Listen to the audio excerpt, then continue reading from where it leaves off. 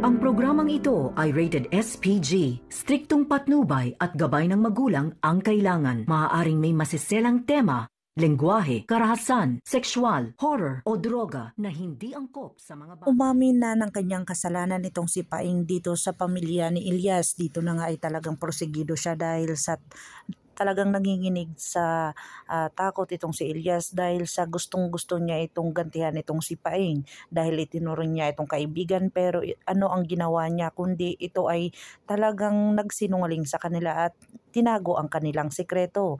Dito na prosigido na itong si Paing na isiwalat ang lahat ng kanyang mga nalalaman dito kay Mayor. Dito na agad-agad na pinagsabihan siya ni Mayor kung handa na ba siya mag-testimony sa kanyang mga natuklasan at talagang sinabi niya ang katotohanan.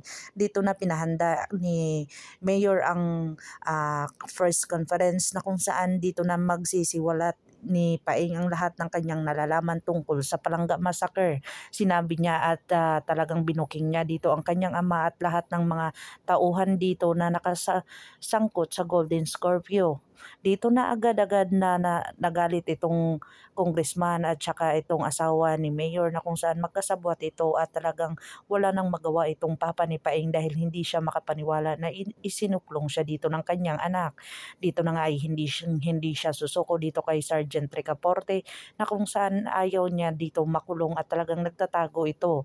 Dito na nalaman ni Calvin ang buong katotohanan na isiniwalat ni Paing ang tungkol sa Golden Scorpio kung saan galit na galit ito ang kanyang ama. Dito na gustong patayin ni Calvin itong si Paing na kung saan talagang tinambakan niya ito at kasama itong si Ilyas.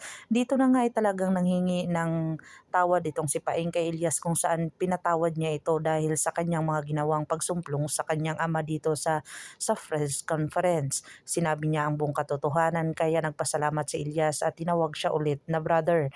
Dito na ay talagang bumalik na ang pagtitiwala ni Ilyas sa kanya na kung saan magtulungan sila para sa kanilang matatawag na magkakaroon na ng hustisya itong masakir sa kanyang pamilya. Dito na ay napayuko na lang sila dahil nakita ni Paing ang isang bus na talagang nagpaulan sa kanila ng bala. Dito na kaya sila gaganti ni Paing sa kung saan mahuhuli nila itong grupo ni Calvin at talagang prosigido itong si Ilyas na mahuli ito. Pakakabangan natin ang mga susunod pa na yugto ng Black Rider. Kung bago lang po kayo sa aking channel, please like, share, and subscribe para ma-update po kayo sa mga susunod pa. Yun lamang po at maraming salamat.